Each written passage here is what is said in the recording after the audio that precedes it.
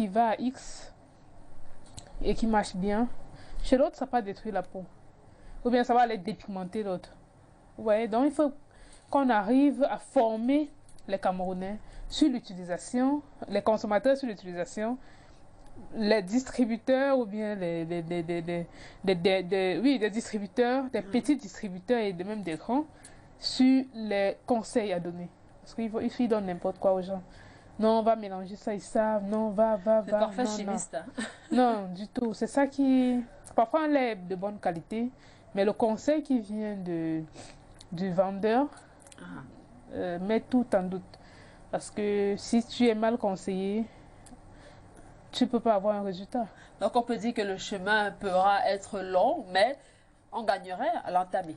Oui, on gagnerait. Et nous l'avons entamé même depuis longtemps avec le syndicat national des promoteurs de salons de coiffure, où je suis secrétaire générale et avec comme présidente, très dynamique. avec comme présidente partout où elle passe. Madame Tsayem Alvin, oui, qui bataille depuis 2012 pour ce problème. Nous avons déjà tellement fait pour ce métier, pour la dépigmentation volontaire de la peau, que nous pensons que les gens commencent à comprendre. Et nous sommes même d'ailleurs contents. Quand nous avons vu la note du ministre de la Santé, nous avons fêté. Voilà, c'est ça qu'on attendait. Oui, c'est ça qu'on attendait. Il faut que les gens sachent que ce qu'ils font, c'est pas bien.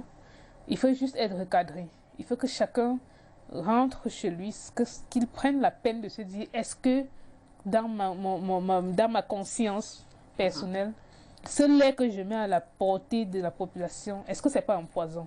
C'est important. Les femmes font des fausses couches, des cancers de la peau, il y a tellement d'insuffisance rénale, il y a tellement de problèmes, des acnés même sévères à cause des produits de beauté.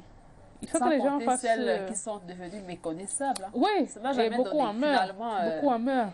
Elle ressemble à quelque chose, mais on ne sait pas trop à quoi. Non, pas à quoi. Et c'est son partenaire qui souffre à côté parce que les odeurs, la mélanine qui est détruite, quand la mélanine est détruite, c'est même le cadavre encore mieux.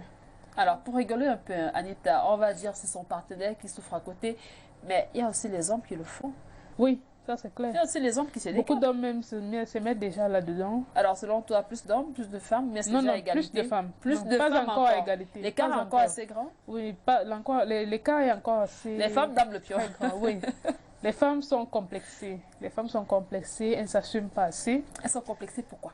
Parce qu'elle se dit, comme mon mari a dragué Nadège... Donc le problème, en fait, sont les hommes? Oui. Moi, je dis toujours... Tu confirmes, non? Je dis toujours, pour moi, c'est mon avis.